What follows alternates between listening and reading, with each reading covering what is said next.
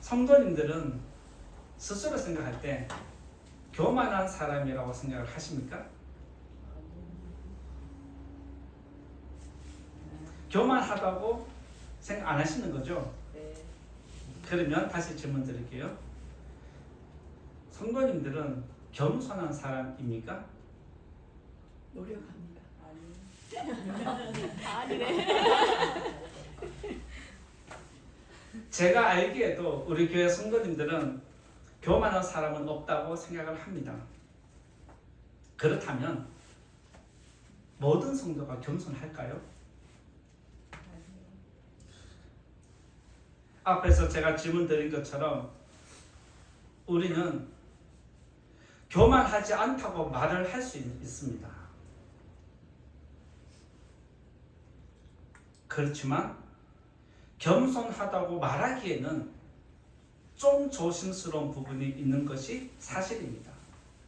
그래서 교만하냐고 물으면 아니다라고 말을 하지만 겸손하십니까? 라고 물으면 섣불리 대답을 못하는 것이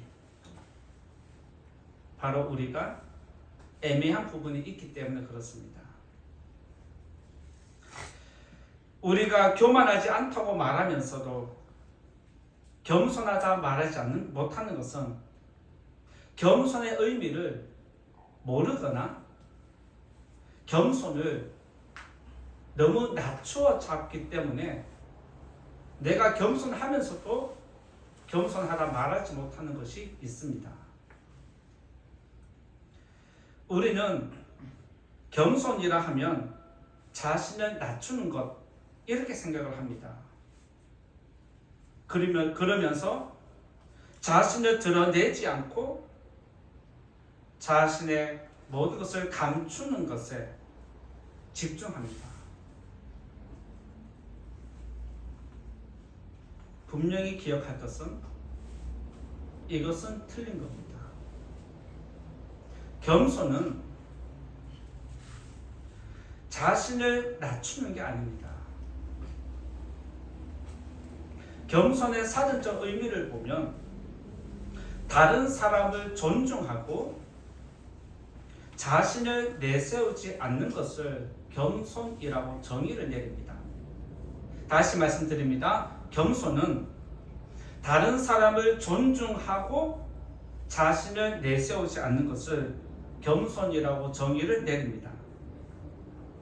그래서 겸손의 진정한 의미는 먼저 다른 사람을 존중해 주는 자세입니다. 다음으로 겸손에 적용되는 것이 무엇이냐면 자신을 내세우지 않는 것입니다. 그래서 사람들은 자신을 내세우지 않는 게 자기를 낮추는 것이죠 라고 생각을 합니다. 자신을 낮추는 것을 겸손이라고 착각합니다. 자신을 낮추는 것이 겸손이라고 생각을 하니까 무슨 일이 생기느냐? 계속해서 자기 자신을 낮추고 또 낮춥니다. 겸손을 계속해서 자기 자신을 낮추다 보니까 무슨 일이 발생되냐면 자기를 감추기 시작합니다. 그리고 자기 존재를 무가치한 존재로, 무의미한 존재로 자신의 존재를 초라하게 만드는 경우까지 발생을 합니다. 물론 여기에는 인간의 생각과 세상의 생각과 영적인 시험이 사탄의 미혹함이 있는 건 사실입니다. 그래서 사람들은 이런 착각 속에서 겸손을 스스로 정의 내리고 살다 보니까 이제는 말 안 하는 게 겸손이라고 생각을 합니다. 자신을 감추는 것이 겸손이라고 착각을 하고 오해를 하는 경우가 있습니다. 그런데 오늘 분명히 기억할 것은 겸손은 자신을 드러내지 않는 게 아니라 오히려 자기 자신을 드러내면서 다른 사람을 세워주는 것, 이것이 진정한 겸손의 의미입니다.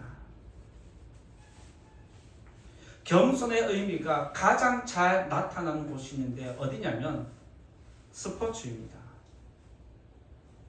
배구에서 중요한 건 뭐라고 생각하십니까? 상대방의 공격을 받는 것입니까? 아니면 우리 공격팀이 공격을 잘하는 것입니까? 배구에서 중요한 것은 다 중요하지만 여기서 더 중요한 게 뭐냐면 토스하는 선수입니다. 토스가 불안하면 올바른 공격을 할 수가 없고 점수를 올릴 수 없습니다. 그런데 공격수가 어디에 위치해 있고 공격수가 원하는 방향이 어딘지 속도를 맞추어서 공격수가 원하는 높이까지 공을 정확하게 올려보내는 것, 이것이 바로 토수의 중요성입니다. 공격수가 원하는 위치, 그 속도, 방향을 맞추어서 공이 날아오면 공격수는 굉장히 힘있게 공격하면서 점수를 올립니다. 그리고 점수를 획득을 하면 공격수는 너무 기분 좋아서 자기에게 토스해준 선수에게 하이파이브를 하면서 굉장히 행복해합니다. 이런 모습은 배구에만 있는 게 아니라 축구에도 나타납니다. 축구에서 가장 중요한 건 무엇일까요? 골을 넣는 것이죠. 그런데 골을 넣는 것도 중요하지만 골을 넣도록 그 선수에게 정확한 패스를 해주는 어시스트하는 선수가 필요한 것입니다. 그래서 언론들은, 기자들은, 그리고 감독은, 코치들은 공격수를 주목하기도 하지만 누구를 더 눈여겨보냐면 공격수에게 정확한 패스를 어시스트하는 선수에게 더 많은 관심을 주고 있습니다. 그래서 어시스트하는 선수가 공격수보다 더 많은 인정을 받는 것도 있습니다. 어시스트를 받아서 골을 넣으면 그 선수 역시 너무 행복해서 자기에게 공을 패스해준, 어시스트 해준 선수와 함께 박수치고 몸을 부딪히며 격하게 인사하는 것을 보게 됩니다. 배구에서 공격수가 점수를 얻도록 도와주고 축구에서도 골을 넣도록 협력하는 사람이 겸손한 사람이라고 할 수 있습니다.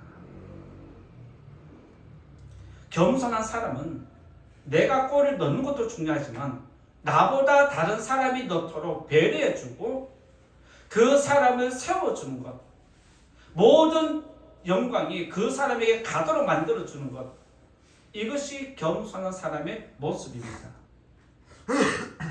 그리고 경기가 끝나고 나면 인터뷰를 하는 것을 보게 되는데, 인터뷰를 할 때 공격수들이 하나같이 하는 이야기가 뭐냐면 나에게 패스해준 선수, 나에게 공을 전달해준 선수, 그 선수 덕분에 내가 골을 넣었습니다 라고 하면서 경기 중에는 골을 넣은 선수가 집중 조명을 받지만 경기가 끝나고 나면 겸손한 사람을 높여주는 것이 스포츠계에서 나타나고 있습니다. 이처럼 다른 사람을 높여주고 상대방을 돋보이게 만드는 것이 겸손한 사람의 모습입니다. 이 자리에 계신 성도님들은 여러분의 가정이 한 달 동안 평안하기를 원할 것이고 앞으로도 계속해서 우리 가정이 평안하고 잘 되기를 원할 텐데, 목회를 하는 저 역시 우리 교회가 평안하고 안정되기를 원하는 것은 사실입니다. 여러분의 심령이 평안하고 여러분의 가정이 평안하고 우리 교회가 평안하려면 상대방을 존중해주고 상대방을 위해서 움직여주는 겸손한 사람이 많아야 합니다. 이 시간에는 겸손의 의미가 무엇인지 다시 깨닫고 하나님이 더 기뻐하는 겸손한 성도가 되기를 바라면서 오늘 또 말씀 나누고자 합니다. 첫 번째 말씀 드리고자 하는 것은 겸손한 사람의 특징에 대해서 말씀드립니다. 첫 번째 말씀드릴 건 겸손한 사람의 특징입니다. 말씀은 나중에 보도록 하겠습니다. 겸손은 앞에서 말씀드린 대로 다른 사람을 존중하는 것입니다. 쉽게 얘기하면 다른 사람을 세워주는 것, 그것이 겸손한 모습입니다. 다른 사람이 인정받는 것을 좋아하고 다른 사람이 칭찬받는 것을 좋아하고 다른 사람이 영광을 얻도록 돕는 것이 겸손한 사람이 갖고 있는 특징 중에 하나입니다. 그리고 겸손한 사람은 상대방이 칭찬과 인정을 받고 영광을 받는다라고 해서 그것 때문에 본인이 불편해하지 않습니다. 오히려 그런 영광이 없어도 스스로 만족하고 자족하면서 자기 영혼을 관리하는 사람입니다. 그래서 겸손한 사람은 앞에 드러나서 영광을 얻는 것보다 옆에서 뒤에서 토스하고 어시스트 하는 것을 더 좋아하는 사람입니다. 그러면 토스하고 어시스트 하는 사람, 다른 사람을 위해서 움직여주는 사람은 실력이 없을까요? 그렇지 않습니다. 공격수가 원하는 높이, 위치 정확하게 맞추려면 실력을 갖추어야 합니다. 실력이 없이는 쉽게 토스를 할 수 없습니다. 더군다나 발로 어시스트를 한다는 것은 엄청난 실력을 요구합니다. 그래서 토스하는 사람, 어시스트 하는 사람, 다른 사람을 돕는 사람을 보면 실력을 갖춘 사람입니다. 스포츠에서 좋은 패스는 점수와 직결되기 때문에 이 사람이 골을 넣은 것과 마찬가지로 인정해 줍니다. 그만큼 어시스트라는 것은 실력을 구비된 사람, 갖춘 사람만이 할 수 있습니다. 무슨 말이냐면 겸손하다고 해서 실력이 없는 것은 아닌 것입니다. 겸손한 사람일수록 오히려 실력을 더 갖추는 법입니다. 그래서 스포츠를 감독하는 사람, 코치하는 사람은 공격수에게 집중하기도 하지만 더 우선적으로 선수 선발할 때 집중하는 것은 어시스트를 잘 하는 선수입니다. 그 사람은 언제든지 공격할 수도 있기 때문에 이 사람은 언제든지 어시스트 할 수 있기 때문에 다방면에서 선수를 기용할 때 유리한 점이 있기 때문에 겸손한 사람을 최우선으로 뽑습니다. 주인공을 돋보이게 만들고 본인은 어느 순간 사라지는 것을 영화에서는 조연이다라고 그렇게 이야기를 합니다. 그리고 겸손한 사람을 직업적으로 생각해 보면 물건을 배달하는 택배 노동자들을 겸손한 사람이라고 비유할 수 있습니다. 우리가 인터넷으로 물건을 주문하면 어느 순간 문 앞에 물건이 도착해 있습니다. 그리고 나는 집 밖에 있고 멀리 나가 있을 때 사진이 한 장 날아옵니다. 여기에 택배 이거 배송했습니다. 라고 하면서 사진을 보내고 본인은 아무렇지 않다는 듯이 그 자리에서 사라집니다. 택배 노동자들이 무더운 여름에 이렇게 수고하는데 수고를 알아주지 않는다라고 섭섭하다고 문자 보낸 적 있으십니까? 왜 나를 이렇게 무시하냐고 때려 쓰는 사람도 있습니까? 너무 억울해서 섭섭해서 이 무더운 여름날 물 한 잔 안 준다고 초인종 눌러서 물 좀 달라고 하는 그런 기사 보셨습니까? 그들은 그렇게 하지 않고 자기 일만 하고 일이 끝나면 사라집니다. 겸손한 사람은 자기 일이 끝나면 사라지는 사람입니다. 이것이 가능한 이유가 무엇인지 아십니까? 나보다 다른 사람을 존중하기 때문에 그렇습니다. 나보다 다른 사람을 존중하는 것은 배려입니다. 하나님은 다윗을 겸손한 사람으로 인정하고 사울을 교만한 사람으로 지목했습니다. 겸손한 사람과 교만한 사람으로 판단한 여부가 무엇이냐면 말씀에 순종하는 여부로 판단하셨습니다. 여러분들은 다윗이 겸손한 사람인 줄 알고 있고 사울이 교만한 사람인 거 설교를 통해서 많이 듣다 보니까 그런데 라고 생각을 합니다. 근데 그 기준이 무엇인지 알고는 계십니까?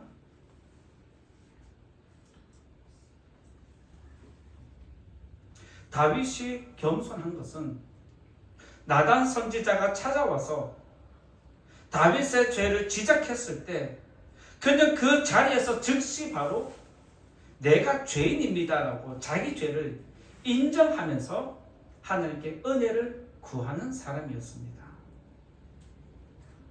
이 부분 때문에 하나님은 다윗을 겸손한 사람으로 인정해 주셨습니다.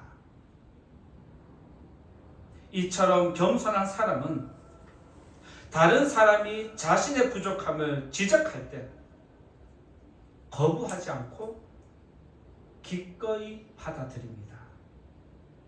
이것이 겸손한 사람이 가지고 있는 특징 중에 또 하나입니다. 그렇다면 사울이 교만한 사람으로 판단된 근거는 어디였을까요? 사울은 사무엘이 찾아와서 그의 죄를 지적했을 때 사울은 인정하지 않았습니다.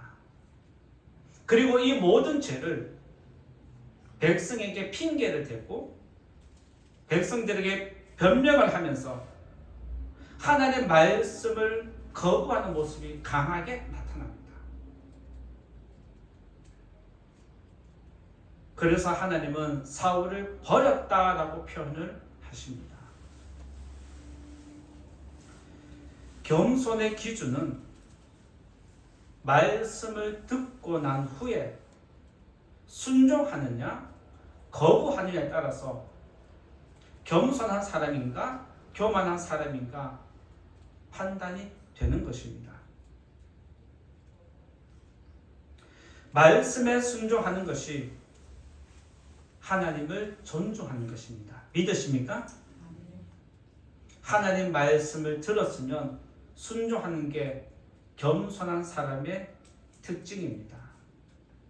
이쯤에서 질문을 드리면 성도님들은 교만한 사람입니까?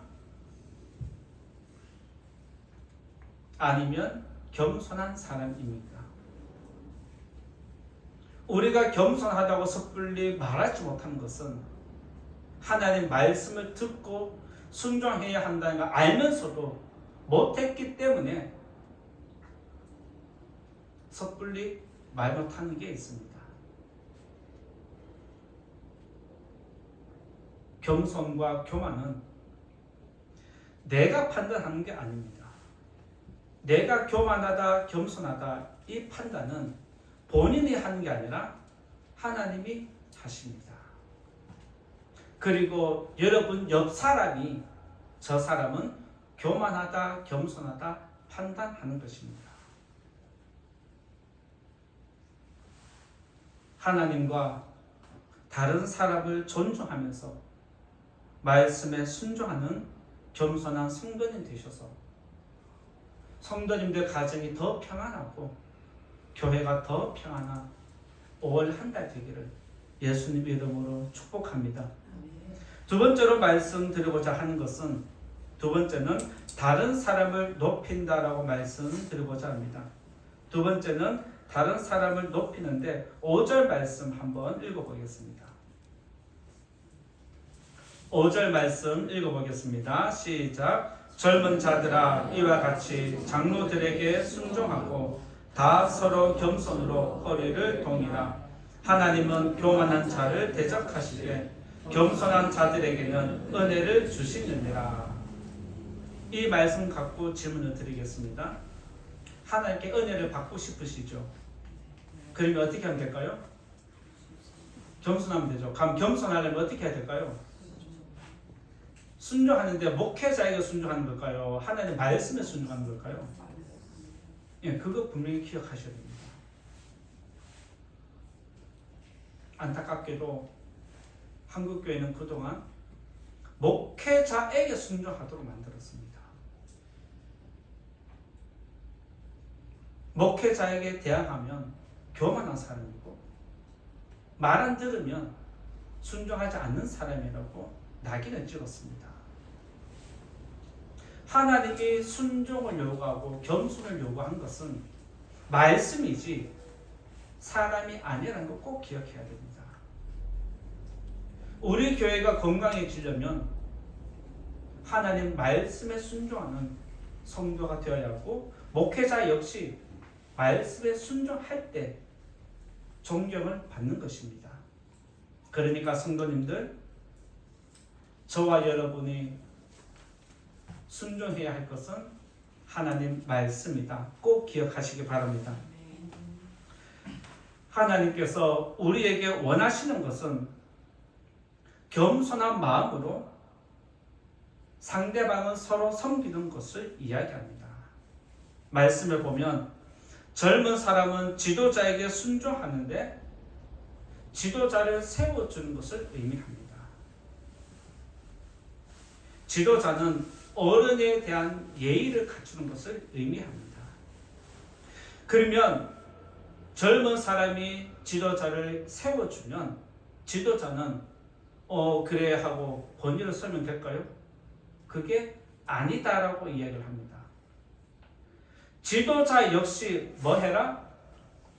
겸손으로 젊은 사람을 섬기라는 것이 하나님이 우리에게 요구하는 것입니다.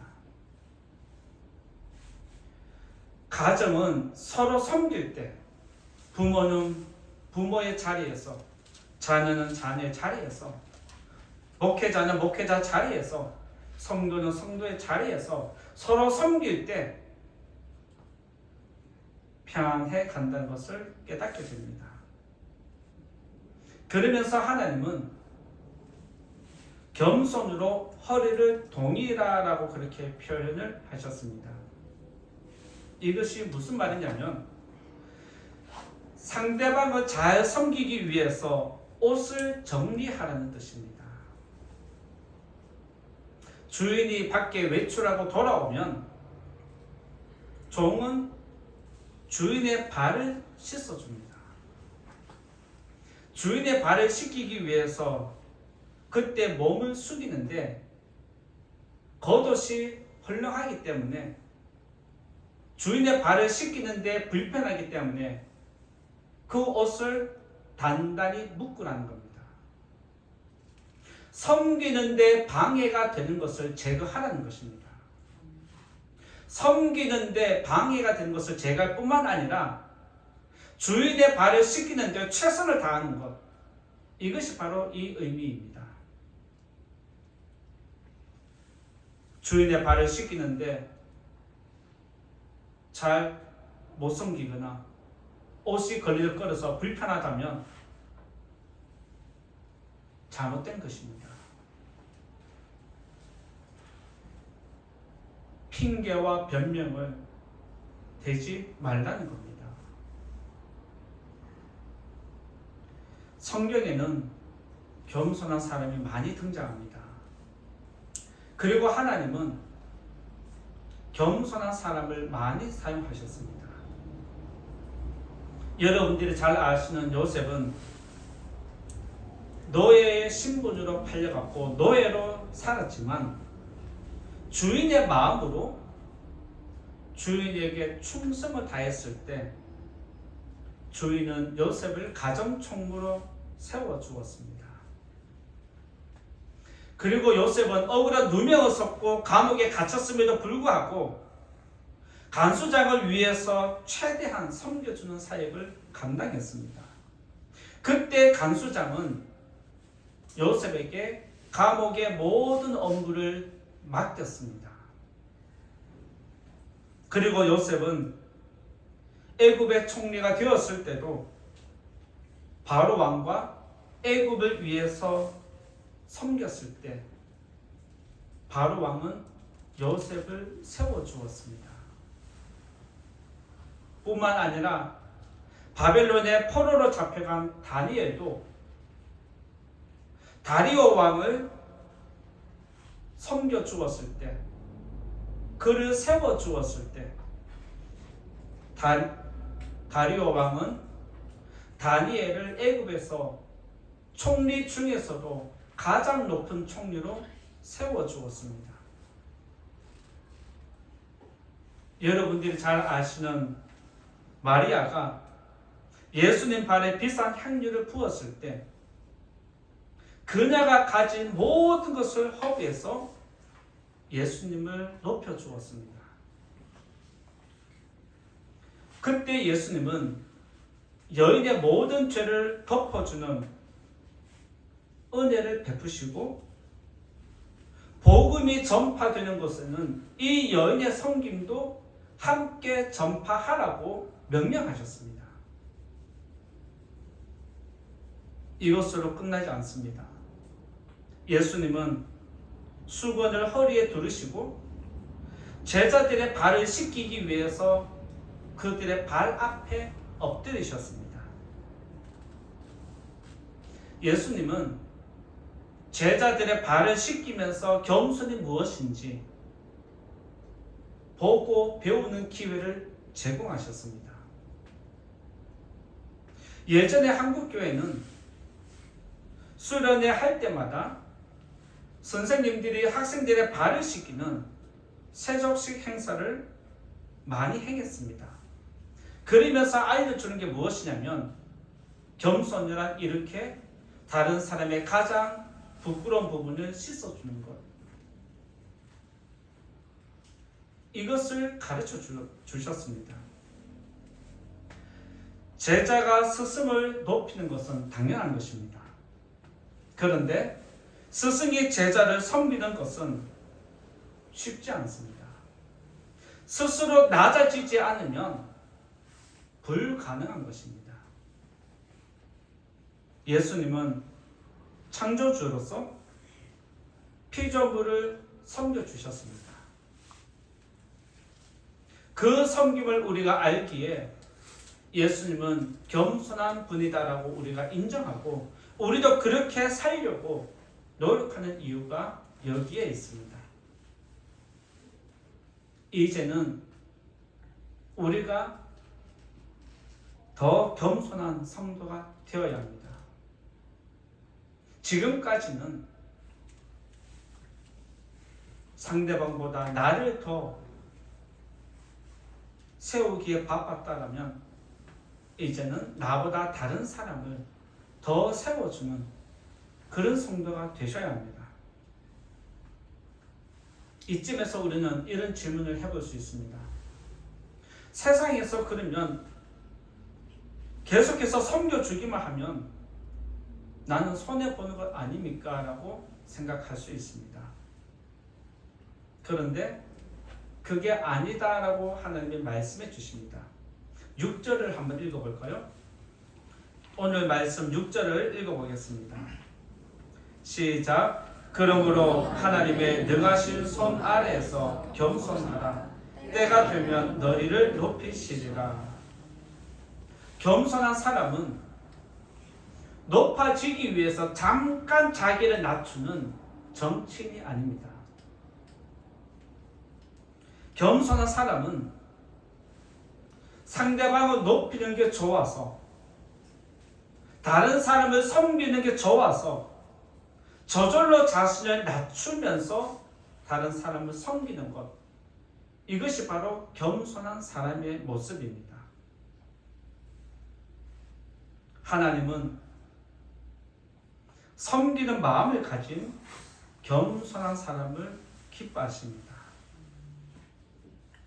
그래서 때가 되면 너희들의 섬김 내가 때가 되면 높여주겠다 말씀하십니다. 여기서 때가 되면이라는 단어가 우리들에게 한 번 더 의미심장합니다. 여기서 때가 되면이라는 것은 우리의 때를 말할까요? 하나님의 때를 말할까요? 이 말은 우리가 다른 사람을 위해서 섬기는데 그 때가 10년이 될 거고 20년이 될 수도 있습니다. 이쯤 되면 사람은 한계에 직면합니다. 이렇게 손해봤는데, 이렇게 섬겼는데 나한테 돌아온 거 뭐야? 라고 반신반의하면서 우리들은 겸손을 포기하는 경우가 생깁니다. 그런데 하나님은 때가 되면이라고 하면서 너희가 높아지는 것은, 너희가 높여지는 것은 내게 있지 너희에게 있는 거 아니야 라고 말씀하십니다. 이 말이 무슨 말일까요? 내가 높아지기 위해서 다른 사람을 섬기면 안 된다는 뜻입니다. 내가 높아지기 위해서 다른 사람을 섬기는 것은 겸손이 아닌 것입니다. 내가 높아지지 않아도 섬기는 것이 좋아서 저절로 자신을 낮추어서 섬기는 것, 다른 사람을 높여주는 것, 그렇게 할 때 하나님이 때가 되면 너희를 높여주겠다 말씀하신 겁니다. 잘 아시듯 때가 되니까 하나님은 요셉을 애굽의 총리로 세워주셨습니다. 때가 되니까 하나님은 다윗의 나라를 부강하게 만들어주셨습니다. 때가 되니까 예수님은 마리아가 계속해서 그 섬김이 드러나게 만드셨습니다. 그리고 죄인을 위해서 죽으신 예수님을 때가 되니까 하나님은 모든 이름 위에 뛰어나게 하시고 마지막 심판을 예수님께 전권으로 위임하셨습니다. 다른 사람을 섬기고 하나님을 섬기는 것은 우리의 섬김이 사라지는 것 같고 헛된 것으로 여겨질 때가 종종 있습니다. 그런데 여러분의 겸손한 섬김은 절대 사라지지 않습니다. 여러분의 섬김은 때가 되면 반드시 하나님이 높여주시는 줄 믿으시기 바랍니다. 겸손이 무엇인지 깨닫고 겸손한 마음으로 여러분의 가정을 돌보시고 겸손한 마음으로 여러분의 직장 사업장을 섬기셔서 하나님의 거룩한 능력이 여러분을 통해서 일어나기를 예수님 이름으로 축복합니다. 이제 결론의 말씀으로 7절을 드리고자 하는데 7절을 같이 읽어보겠습니다. 7절 같이 읽어보겠습니다. 시작. 너희 염려를 다 주께 맡기라. 이는 그가 너희를 돌보십니다. 우리가 세상에서 겸손하다가도 겸손하기 어려운 것은 순간순간 염려와 걱정이 일어나기 때문에 그렇습니다. 걱정이 많아지면 섬기는 것이 어려워집니다. 고민이 많아지면 섬기는 것도 멈칫하게 됩니다. 그래서 우리를 돌보시는 하나님을 믿고 염려하지 말라는 것입니다. 너희는 너희 자리에서 다른 사람을 세워주면 되고 그러면 내가 너희의 모든 것을 책임지겠다 이렇게 말씀하십니다. 앞에서 말씀드렸지만 겸손은 하나님 말씀을 듣고 순종하는 것입니다. 가정의 달을 맞아서 겸손한 마음으로 서로 섬기는 가정이 되기를 원하고 교회 안에서도 서로 섬기는 겸손한 사람이 많이 세워지기를 예수님 이름으로 축원드립니다. 말씀을 생각하면서 같이 기도하겠습니다.